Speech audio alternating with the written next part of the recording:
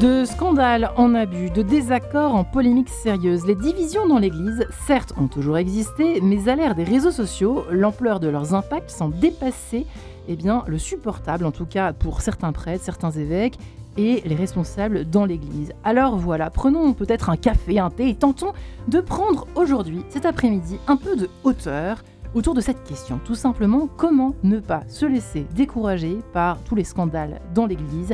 Réponse, je l'espère, au bout de 52 minutes avec nos invités. J'ai la joie d'inviter dans ce studio Céline Oyo. Bonjour Céline. Bonjour. Ravie de vous recevoir. Vous êtes toujours journaliste directrice du service religion à la Croix, n'est-ce pas? Vous avez écrit 2 ouvrages. Un qui date il y a quelques temps, Lettres aux catholiques qui veulent espérer, et puis plus récemment La trahison de nos pères, c'est bien cela. La trahison des pères. Pourquoi je dis de nos pères? C'est très étrange.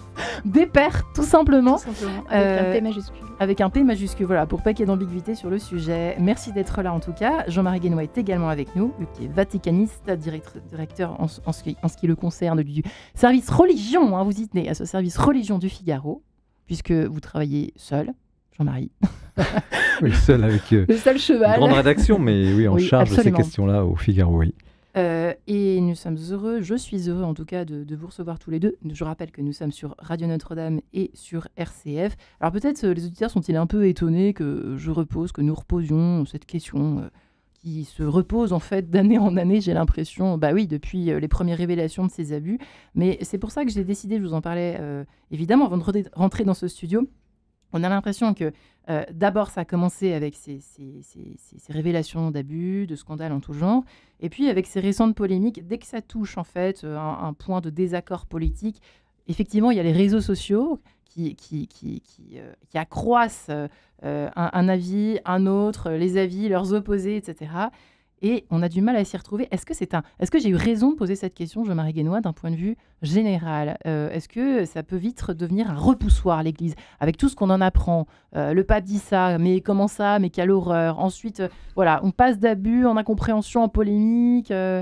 Oui, l'Église traverse une phase d'épreuve, clairement, depuis plusieurs années, avec les scandales sur les abus sexuels, évidemment, mais avec ses suites, parce que vous avez des effets de répétition.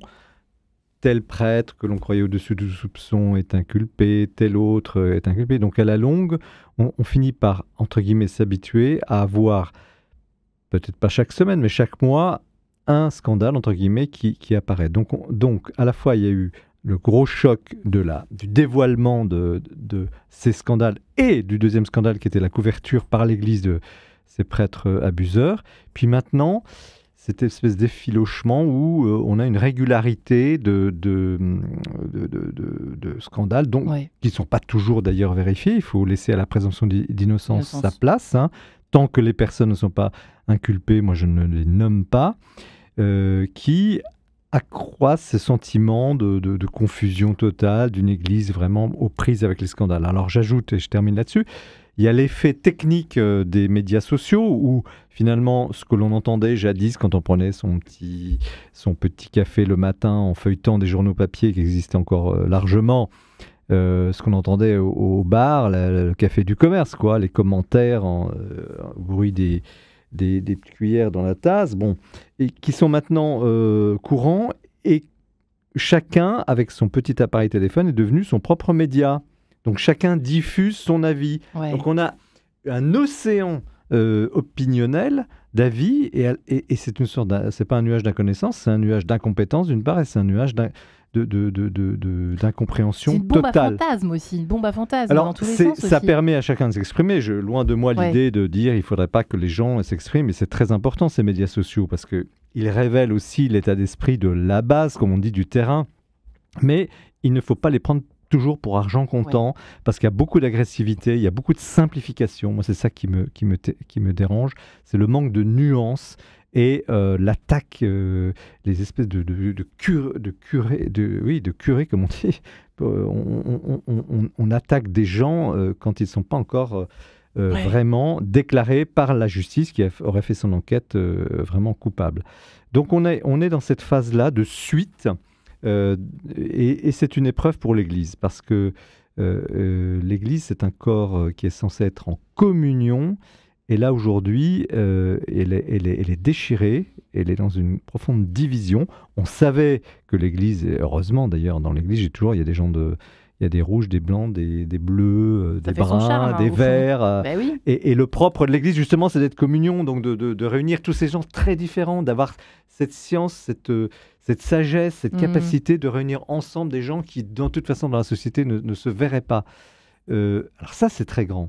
Mais l'Église est divisée par nature, par définition, par composition. Nous sommes des hommes, elle est division. Mais attention, cette division chronique, structurelle, n'est pas le choc, l'émotion du scandale, du grand scandale dont on a parlé, et des petits scandales qui suivent terriblement, comme j'oserais dire, de chapelet. C'est terrible ce qui se passe. C'est que chaque mois révèle quelque chose et on a du mal à en sortir de cette parce que c'est vrai qu'on commence quand on a le père Joël Pralon, je crois, est déjà en ligne avec nous. Je voyais pas mon réalisateur derrière la vie qui est Cédric aujourd'hui.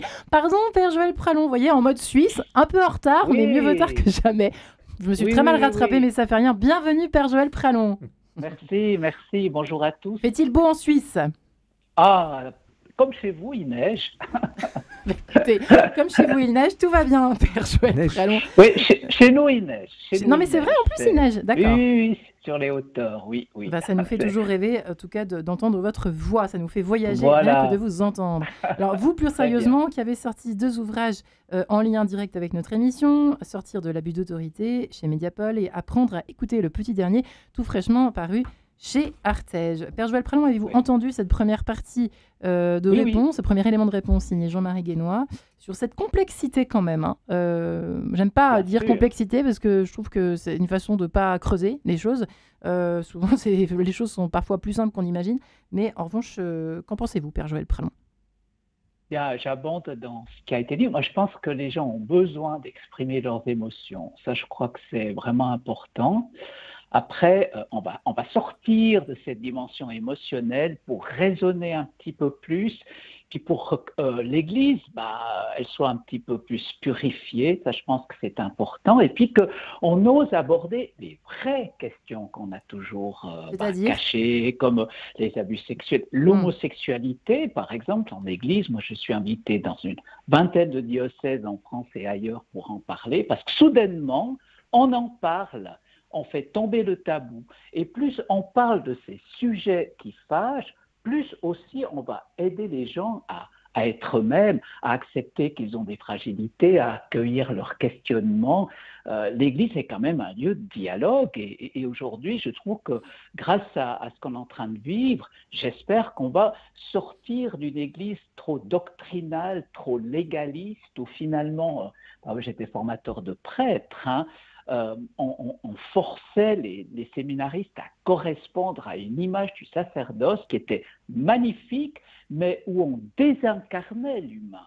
Et je pense que même un futur prêtre qui entre au séminaire, il vient avec sa personnalité, sa sensibilité, et je rajouterais sa sexualité. Tant qu'on fait des mystères et qu'on garde cela enfermé dans des tabous, plus on aura de problèmes. Alors ces scandales, c'est malheureux bien sûr, mais ils vont nous aider à nous poser les vraies questions et à accueillir les personnes dans leur intégralité. Voilà, c'est un signe d'espérance que je vois malgré tout. Donc on avait besoin d'être secoués, on avait besoin, et maintenant laissons les émotions, la mousse redescendre sur une bonne chope de bière, n'est-ce pas? Et on aura le temps de raisonner et d'ouvrir de nouveaux chemins. Voilà, c'est ce que j'espère. Depuis effectivement la trahison des pères, Céline Oyo. Magnifique. Voilà, nous avons tous apprécié cet ouvrage.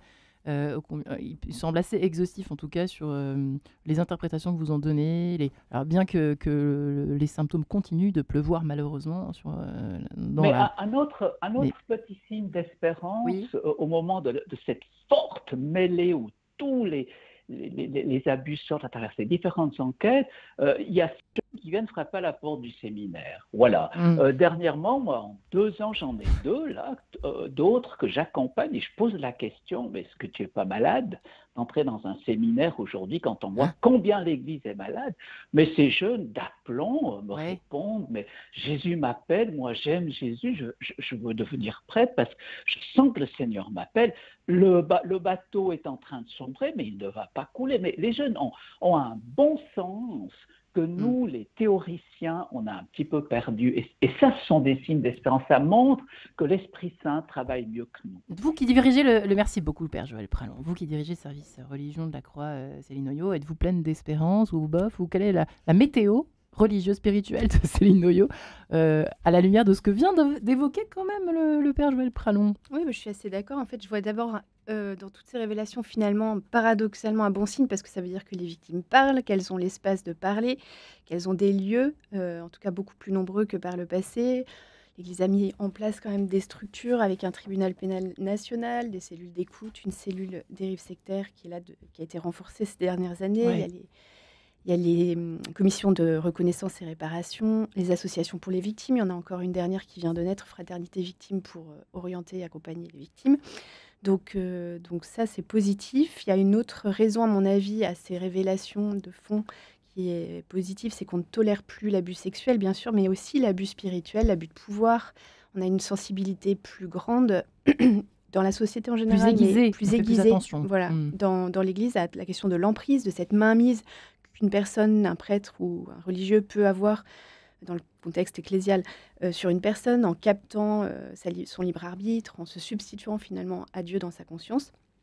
Mais la question qui se pose et qui continue que ces affaires continuent à me poser, c'est au fond, faut-il se méfier des prêtres charismatiques parce qu'on a le sentiment effectivement que quand on voit émerger ces affaires, qu'elles touchent très souvent des prêtres qui avaient beaucoup de succès et que finalement, dès qu'on rencontre un prêtre qui a un peu de charisme ou de talent, on finit par redouter de trouver derrière une affaire. Et du coup, ça pose, je trouve que ça pose beaucoup de questions. Alors déjà, aux chrétiens eux-mêmes, ça leur demande d'être vigilants. Et la SIAZ recommandait à tous les étages de former les chrétiens au sens critique.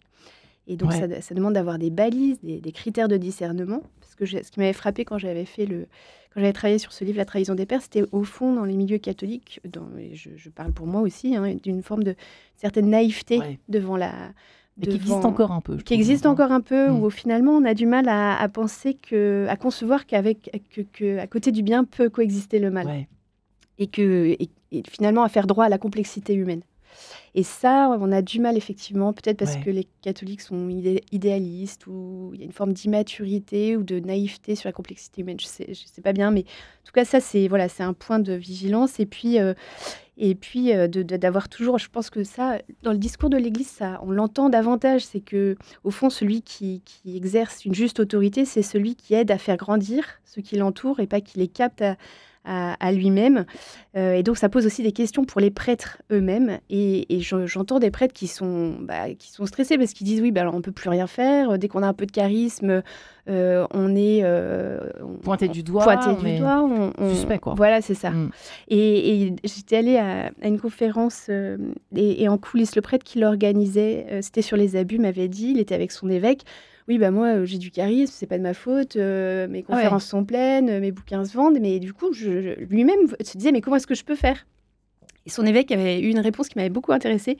Il avait dit, en fait, il faut évangéliser son charisme.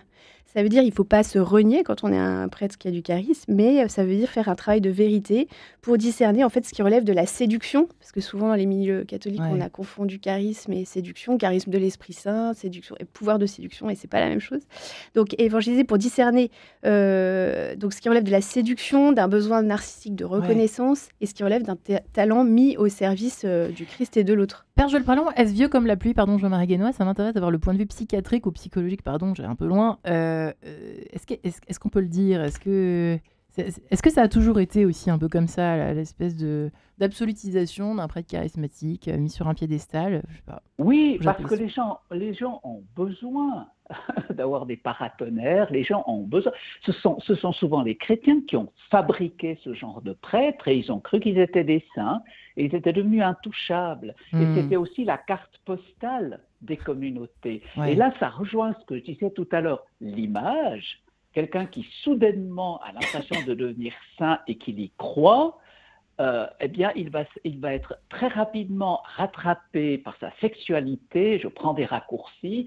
Et souvent, les deux élans sont ensemble, sont jouxtés. Donc, quand on se désincarne, ce qui nous rattrape le plus rapidement, c'est la sexualité.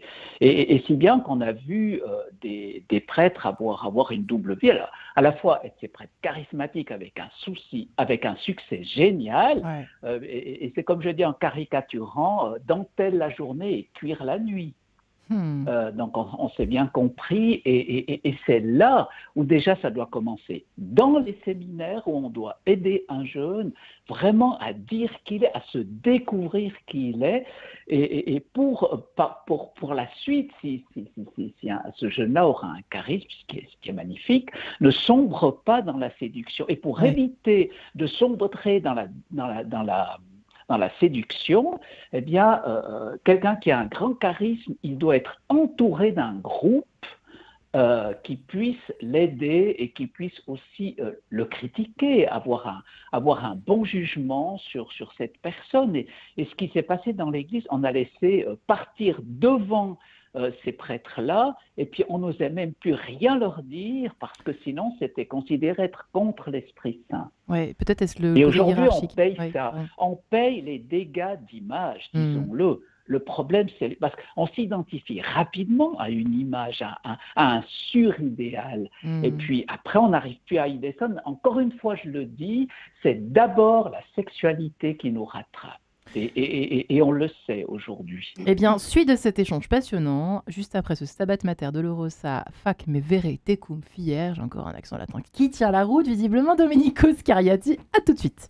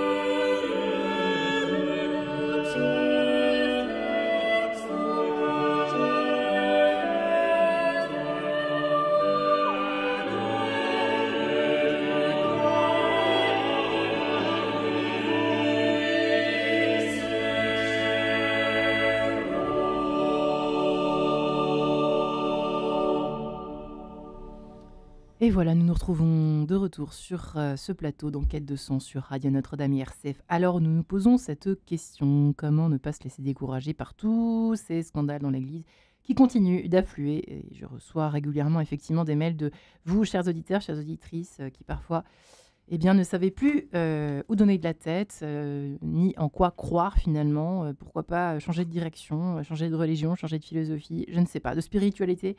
De sens, et on peut le comprendre face à ce découragement, mais le père Joël Pralon nous a raconté quelque chose qui est assez intéressant, l'histoire de la carte postale d'idéalisation. Alors pourquoi ? C'est vrai que c'est intriguant aussi ce que vous avez dit, Céline Oyo, sur cette espèce d'idéalisation presque naturelle, je sais pas, automatique chez certains catholiques, mais ça semble être une vraie question. Alors juste avant d'entendre Jean-Marie Guénois sur cette histoire, peut-être Céline Oyo veut-elle rebondir d'abord sur ce qu'a évoqué effectivement le père Joël Pralon. Peut-être qu'effectivement nous avons d'une certaine manière idéalisé l'expérience mystique, la vie spirituelle, comme si la puissance de la grâce supprimait les failles.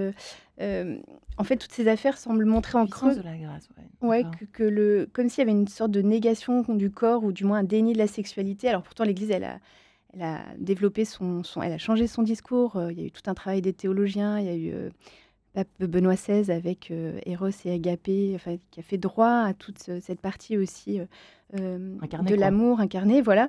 Mais on a l'impression qu'il y a quand même une forme de malaise à l'égard de la sexualité, du chaos des pulsions. Et j'avais vu ça pour mon travail avec Jean-François Noël, qui est prêtre et psychanalyste, et qui avançait l'idée qu'au fond, les abuseurs, ou ceux qui ont transgressé dans l'Église comme étant des victimes, se sont au fond joués de ce malaise qu'éprouve l'Église à l'égard de la sexualité, qui comparait à la sidération de l'adolescent qui est débordé par cette réalité, et qu'au fond, l'Église, si elle est restée silencieuse face aux abus, si elle a eu du mal à les gérer, c'est aussi parce que ça allait, alors que ça allait à l'encontre de ses valeurs, elle était comme sidérée, débordée par cette angoisse à l'égard du sexuel.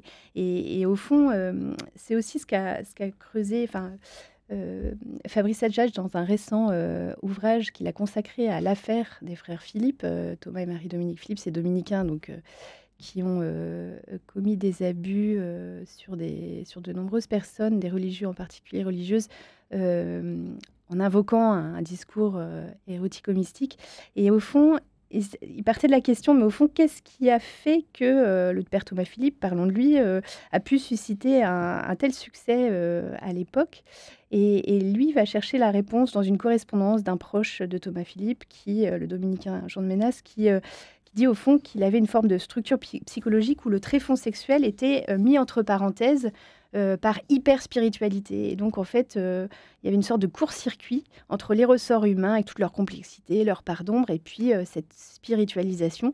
Et qu'au fond, ça donnait un personnage qui pouvait apparaître comme un saint, précisément parce qu'il n'était pas pris par tous ces tourments habituels de l'humanité, et donc qui allait susciter l'ardeur chez les fidèles, chez des disciples, l'ardeur de la conversion, par son intransigeance, par sa capacité à embraser les âmes, et puis en même temps qui n'était pas capable, une fois que cette conversion a été actée, d'accompagner ses disciples pour les faire grandir, pour les faire mûrir, pour les faire entrer dans la rudesse aussi de la vie chrétienne, qui n'est pas faite que d'extase, loin de là, ou du feu de la conversion. Et donc, c'est un trait qu'on retrouve dans toutes ces affaires, c'est peut-être effectivement ce déni de la sexualité, cette hyper-spiritualisation, et puis cette incapacité de certains qui eux-mêmes n'avaient pas travaillé sur eux, puis qui pouvaient pour certains être tordus, mais à maintenir leurs disciples dans une forme d'infantilisme spirituel délétère, au lieu de les faire grandir dans une vraie filiation. Un gourou d'une secte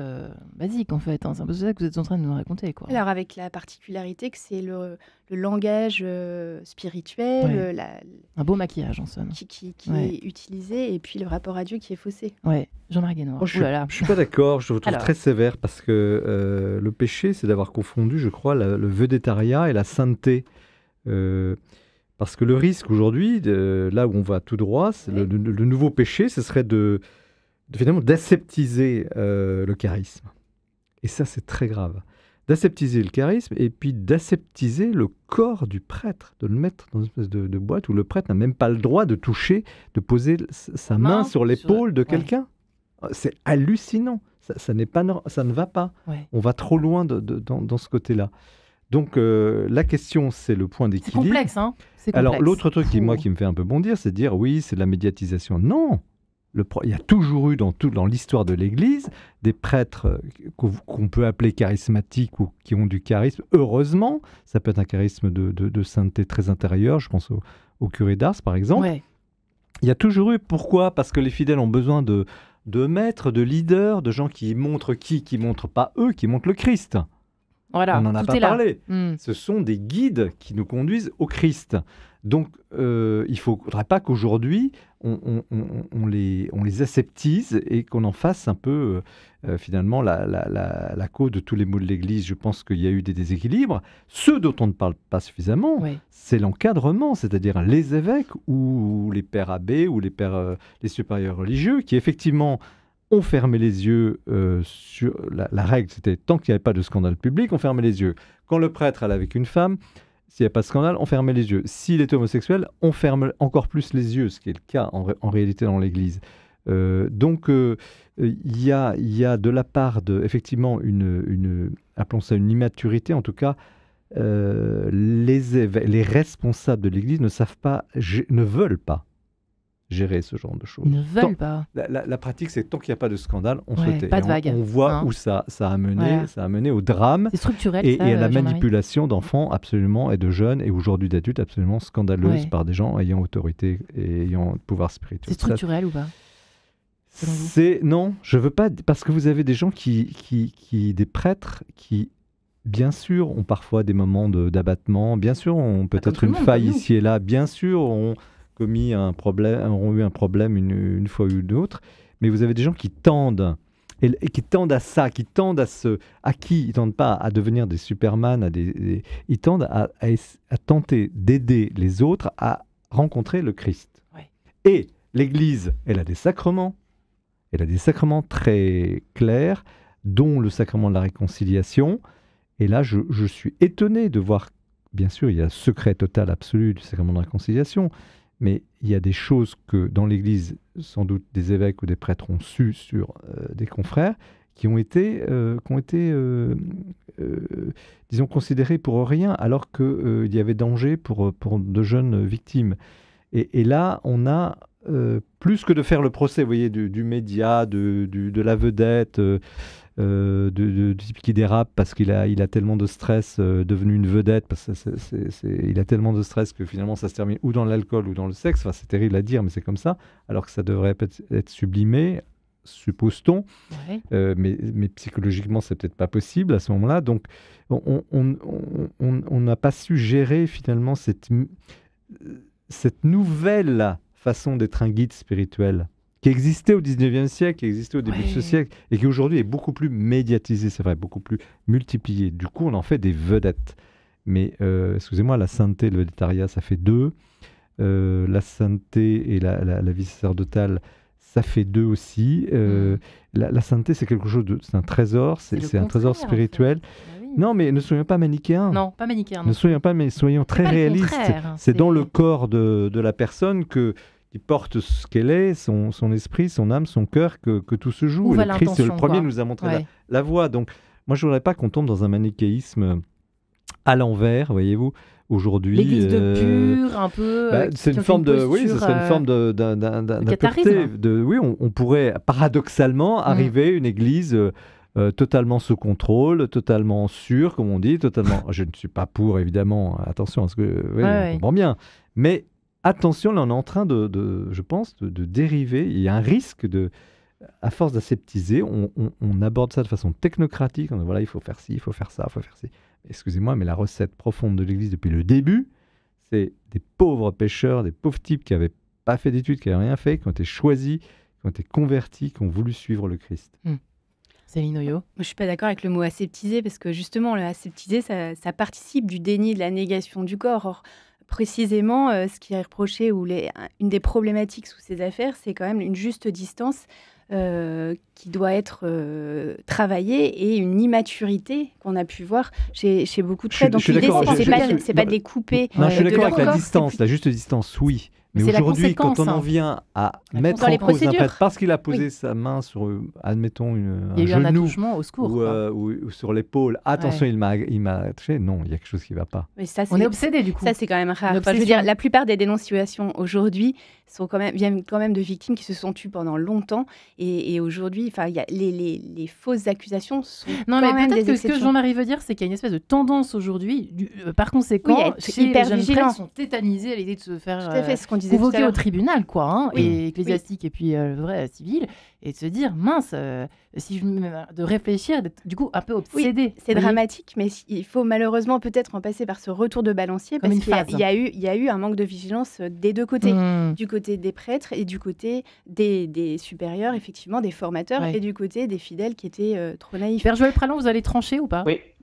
Alors, moi, je suis d'accord avec Céline, on n'est pas en train d'aseptiser, on est en train de se poser les vraies questions. Après, moi, j'aimerais aller encore plus en amont, vers l'abus d'autorité et de pouvoir, parce qu'il me semble qu'aujourd'hui, on a affaire à une sorte de néocléricalisme. Alors ça, moi, je suis très sensible à cela, donc je voyage beaucoup dans le monde et je vois ça partout.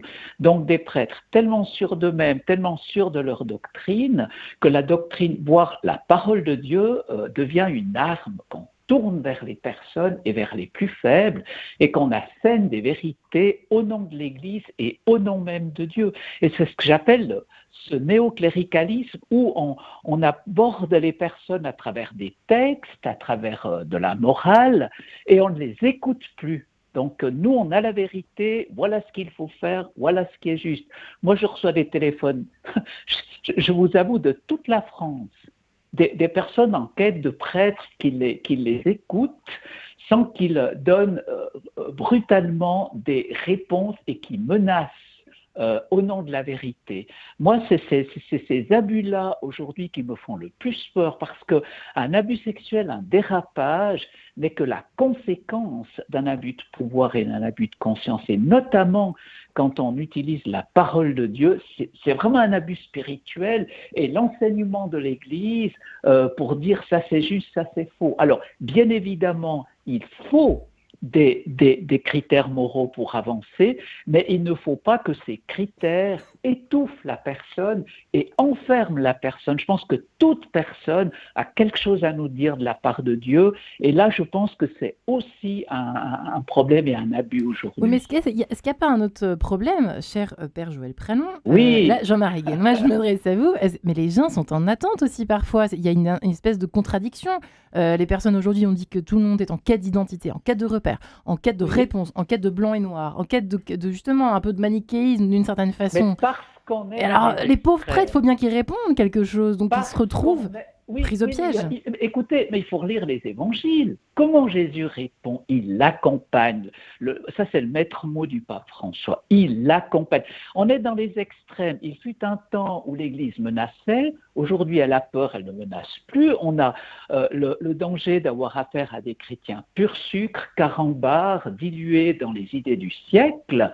Mais d'un autre côté, on a les chrétiens château fort, bien armés, qui sont prêts à toutes les réponses. Alors, s'il vous plaît, il faut un équilibre entre les deux. Jésus qui chemine avec les disciples d'Emmaüs, sans les violenter. Jésus qui s'accroche avec les tenants de la vérité que sont les pharisiens. Relisez les évangiles. Ma crainte aujourd'hui, on ne relit plus les évangiles, on part de certitudes et on les utilise comme des armes. Alors les points de repère, c'est pas ça. Est-ce que Jean-Marie Guénois, Père Joël Prénom, si vous le permettez, c'est vrai que c'est pas très évident d'être en ligne pour le coup avec un invité parfois pour qu'on échange sereinement tous les quatre. Jean-Marie Guénois et Céline Oyeux, vous êtes tous les deux responsables d'un service religion. Vous suivez, vous êtes quand même assez chevronné, Jean-Marie Guénois, tout ce qui se passe au Vatican depuis des années et des années. Enfin, je ne dis pas que vous êtes un dinosaure, mais quand même, vous connaissez bien tout ça.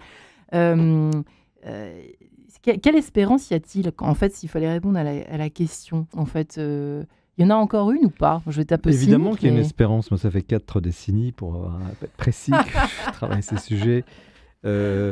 Vraiment, mais avec beaucoup d'humilité, je voudrais dire que je ne connais pas cette église Château-Fort dont on vient de parler, de ces néoclères qui seraient ces espèces de Robocop de la doctrine, du dogme, et qui vous asséneraient. Excusez-moi, je n'en ai jamais rencontré. Je n'ai jamais rencontré des prêtres en armure féodale sortir des dogmes à coups d'épée. Jamais.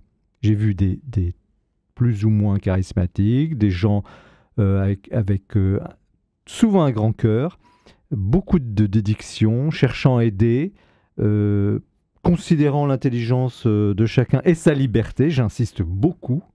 La liberté, c'est quand même une invention chrétienne, historique, philosophique. Et c'est fondamental dans la doctrine chrétienne. Donc, moi, j'ai plutôt vu ça, et ça m'étonne beaucoup. Alors, bien sûr, il y a eu des mécanismes, influence, pouvoir spirituel, emprise, abus sexuel. Il y a eu des mécanismes. Mais dire que la cléricratie, le cléricalisme a créé, et que c'est la cause profonde du système, là, je crois qu'on est dans une analyse, une hypothèse, qui est respectable, mais qui reste une hypothèse. Je m'en méfie beaucoup de ces explications trop simples. Parce qu'on est dans des histoires humaines. Ouais. Et les prêtres, en fait, voilà, je défends les prêtres. Oui, je les défends.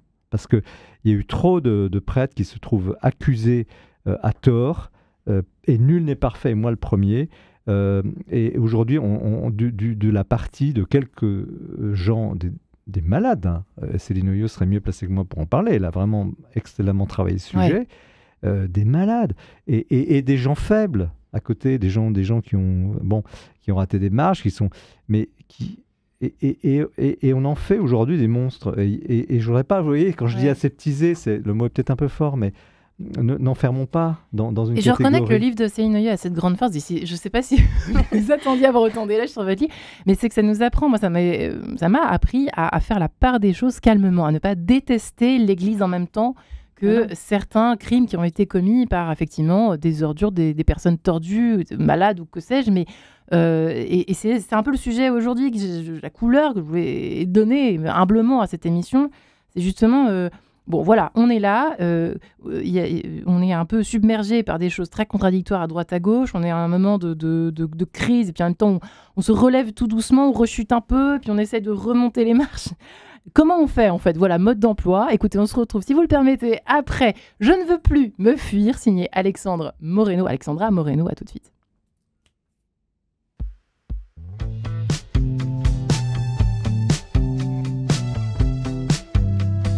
Je ne veux plus me fuir. J'ai fini de me mentir.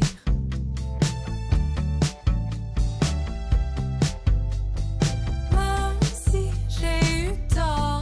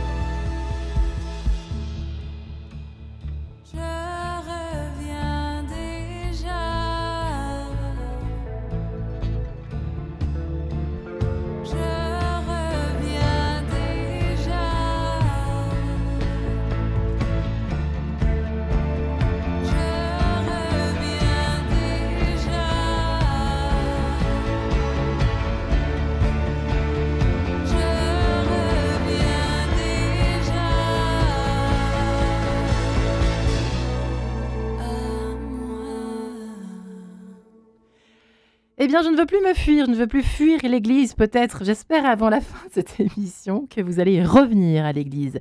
Mesdames et messieurs, vous qui écoutez cette émission En quête de sens sur Radio Notre-Dame et sur RCF, peut-être rentrez-vous du travail, peut-être vous apprêtez-vous, parce que entre 17 et 18 heures, à vous rendre à la messe quotidienne.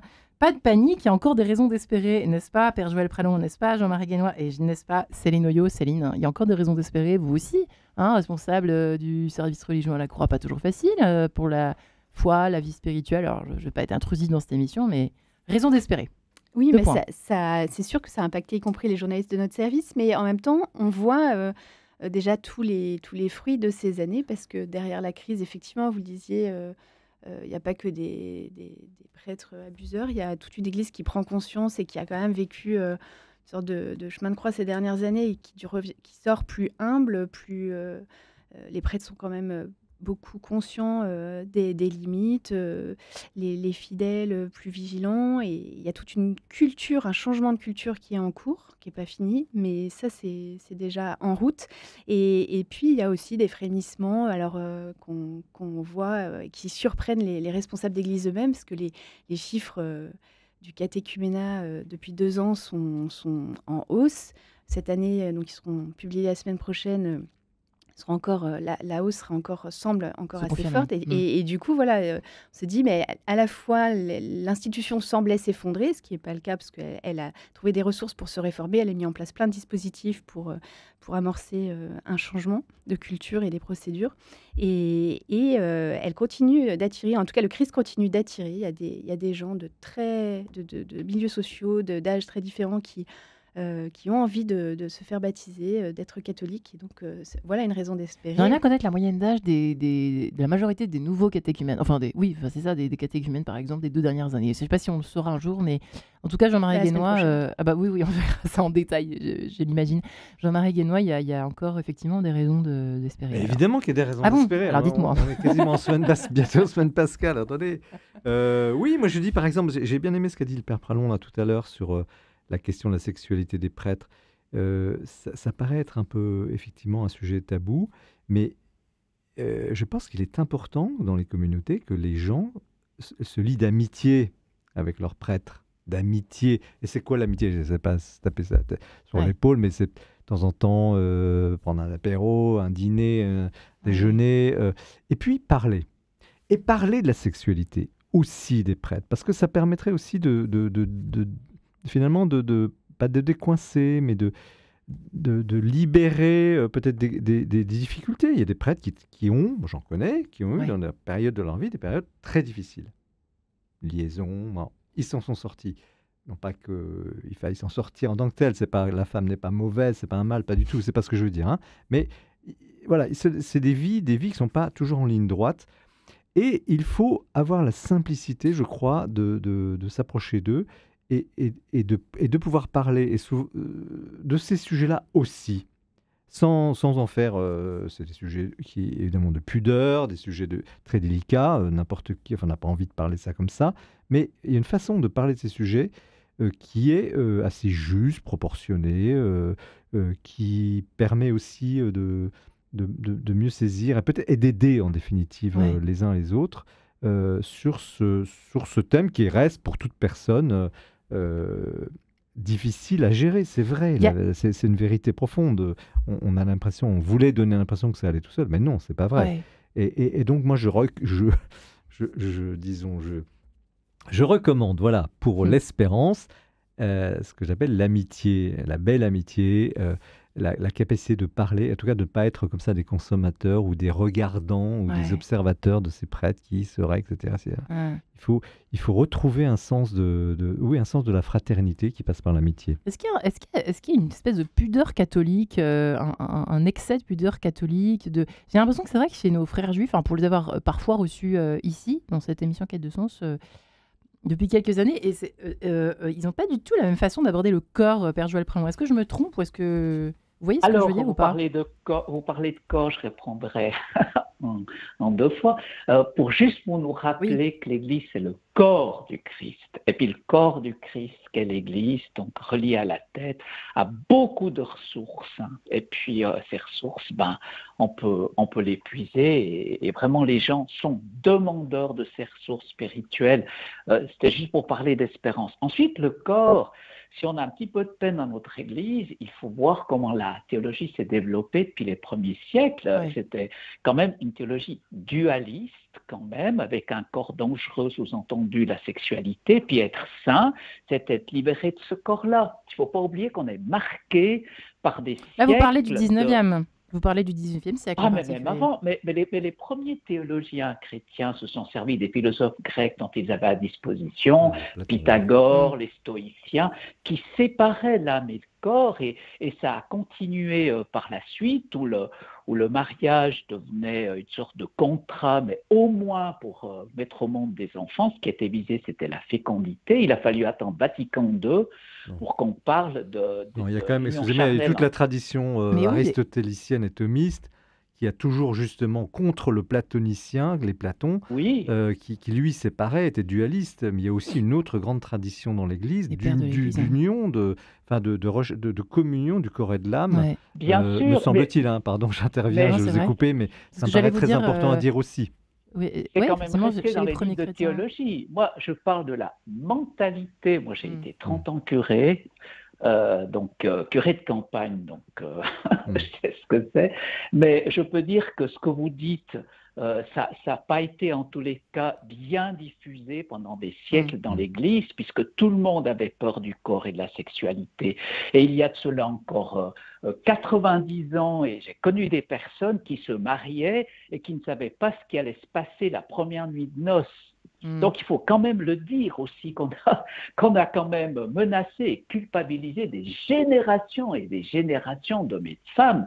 Et aujourd'hui on se pose la question pourquoi on est méfiant vis-à-vis du corps. Mais enfin écoutez, il faut regarder un petit peu l'histoire. Moi c'est vrai que mes mots sont forts, mais j'espère qu'ils auront le mérite de créer le débat. C'est vrai qu'on ne sort pas de l'histoire. En fait, Céline Noyau, en gros, on bénéficie, on est un petit peu le récipiendaire de toute une histoire. C'est vrai, peut-être que le père Joël Pralon a raison là-dessus, c'est que l'âme et le corps sont copains depuis peu de temps. Enfin, vous voyez ce que je veux dire, c'est le début d'une nouvelle histoire finalement. Oui, et cette crise, elle vient nous interpeller sur des questions de fond, parce qu'effectivement, il ne suffit pas de mettre en place des procédures, des cellules d'écoute, etc., même si c'est la base. Mais après, il y a toute une réflexion sur les questions de fond que ça pose, qui est à mettre en œuvre. Et c'est aussi un des signes d'espérance, c'est que cette réflexion, elle est déjà à l'œuvre dans les universités catholiques. Il y a des théologiens qui travaillent, qui reprennent à nouveau frais toutes ces questions. La semaine dernière, à la conférence des évêques, il y avait un colloque sur le discours de l'Église sur la sexualité et les abus. Donc ces questions, elles sont abordées de front. Il faut reformuler, il faut repenser. Et après, tout ce travail théologique aussi infusera dans les paroisses, dans les communautés. Donc ça c'est à l'œuvre. Vraiment, la question, c'est... Le risque, ce serait de se dire, bon, on a mis tout ce qu'il faut en œuvre et maintenant on tourne la page pour retourner à ce qu'on faisait avant, ou en tout cas pour évangéliser comme en 40. Parce qu'il y a ce souci, il faut quand même continuer à évangéliser. Et qu'on entend chez les prêtres, dans les communautés, chez les évêques. Mais comment cette crise aussi nous fait réfléchir sur notre manière d'évangéliser, en fait. Est-ce qu'on peut évangéliser aujourd'hui, en 2024, comme il y a 10 ans Est-ce que c'est les mêmes moyens ? Je comprends que ce soit tentant de chercher à faire du chiffre, à avoir plein de spectateurs sur la télé, pour ne penser qu'à une émission récemment qui a suscité beaucoup de débats. Mais est-ce que c'est vraiment le chiffre qui est ou les JMJ ou les JMJ. En fait, on a cette tentation toujours du nombre, mais quels sont les moyens qui sont mis en œuvre pour susciter ce nombre ?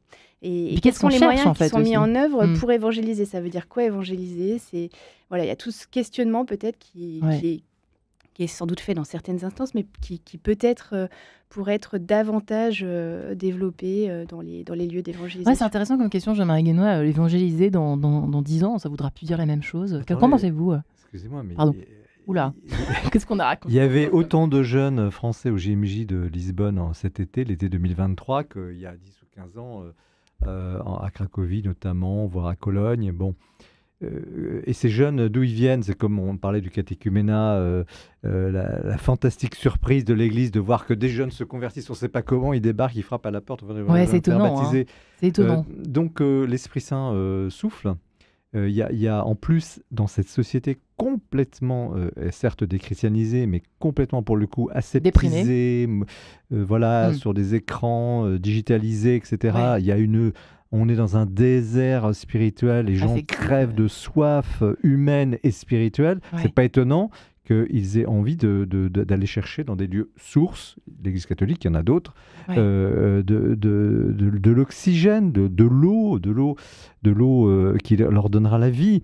Et donc moi, je suis très frappé de voir, sans en faire, encore une fois, ça y est, c'est fini, on sort de la crise. Je suis d'accord avec Céline, il faudra encore au moins 10 à 20 ans pour que la suite des interrogations qu'on a évoquées ici trouve des réponses et que l'Église crée une nouvelle culture, notamment sur les sujets de sexualité, d'homosexualité, comme a dit très justement le Père Pralon. Mais moi, je vois, la bascule est faite. Il y aura toujours des affaires, il y en aura toujours ici et là, il y aura toujours des cas.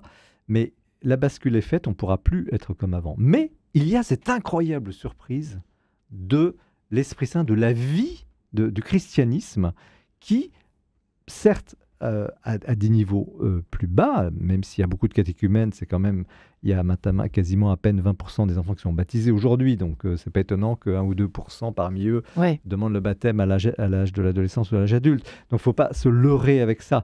Mais il y a un dynamisme profond. Moi, c'est ça qui me frappe beaucoup en observant l'Église par rapport à d'autres religions. C'est aussi mon travail, puisque je couvre toutes les religions. Je suis très frappé de voir ce dynamisme intérieur qui n'est pas le dynamisme de la loi, de l'application, de l'observance, comme certains sociologues catholiques ou pseudo-catholiques l'affirment en France. Alors, c'est des observants. Moi, je ne peux pas supporter le christianisme n'est pas une religion d'observance. C'est précisément le contraire. C'est une religion d'adhésion, d'amour, d'amour. On n'a pas prononcé le mot depuis le début de l'émission. Vous vous rendez compte alors, je ne suis pas du tout naïf. J'en parle tous les jours. Pas du tout naïf, mais j'observe qu'il y a ce dynamisme, et puisqu'on parlait d'espérance, vous nous avez invité pour ça. Je vous ai prévu pour ça quand même. Moi, voilà, elle est nourrie, cette espérance, avec une grande lucidité.